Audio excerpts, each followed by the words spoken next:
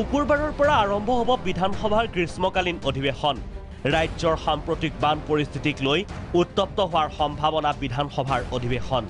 ইতিমধ্যে বান গৰাখহনীয়া ইছ্যুক লৈ সাজু বিৰোধী। বান সমস্যাক লৈ চৰকাৰক জবাবদিহি কৰিব বিৰোধীয়ে। উত্তপ্ত হ'ব বিধানসভাৰ গ্ৰীষ্মকালীন অধিৱেশন। ৰাজ্যৰ সাম্প্ৰতিক বান সমস্যাৰ মোকাবিলা কৰাত চৰকাৰ বিফল হোৱাৰ অভিযোগ তুলি বিধানসভাত চৰকাৰক হলঠেকত পেলোৱাৰ পৰিকল্পনা বিৰোধী শিবিৰৰ। ৰাজ্যত জটিল ৰূপ ধাৰণ কৰা বান পৰিস্থিতিক লৈ বিধানসভাত অধিক আলোচনাৰ দাবী জনাব কংগ্ৰেছ দলে।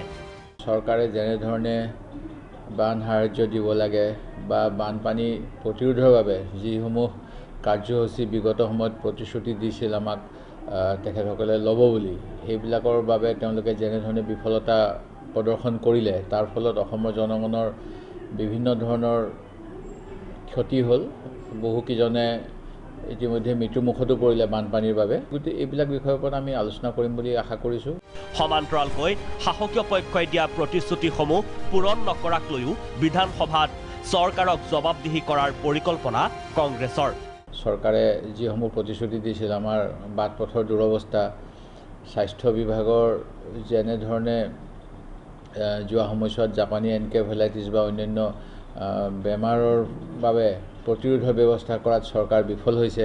এইবিলাক বিষয়ত আমি চৰকাৰক তেওঁলোকৰ মনোযোগ আকৰ্ষণ কৰিবলৈ চেষ্টা কৰিম। আনহাতে অন্যান্য সমস্যাৰ সমান্তৰালকৈ বান সমস্যাক লৈ বিধানসভালৈ কঁকালত টঙালি বান্ধিছে বিৰোধী AIUDFেও।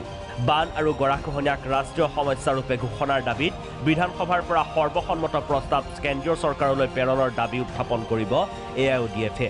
বান আৰু গৰাখহনীয়া সমস্যাক ৰাষ্ট্ৰীয় সমস্যা আজিলৈকে উপস্থাপন কৰিব নোৱাৰিলে, ৰাষ্ট্ৰীয় সমস্যা হিচাপে ঘোষণা কৰিব নোৱাৰাৰ কাৰণে আমি এইবাৰ অসম বিধানসভাত ইতিমধ্যে আমি নটিচ দিছোঁ যে বিধানসভাৰ পৰা সৰ্বসন্মত প্ৰস্তাৱ লৈ পেলাই কেন্দ্ৰীয় চৰকাৰক আমি প্ৰস্তাৱ দিব লাগে যে অসমৰ বান আৰু গৰাখহনীয়াক ৰাষ্ট্ৰীয় সমস্যা ঘোষণা কৰিব লাগে।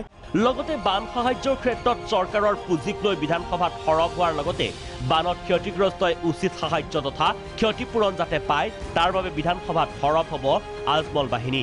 বিত্তমন্ত্ৰীয়ে কয় যে আমি কেন্দ্ৰীয় চৰকাৰৰ পৰা আমাৰ ফাণ্ড ল'ব নালাগে, আমাৰ চৰকাৰৰ পৰ্যাপ্ত পুঁজি আছে।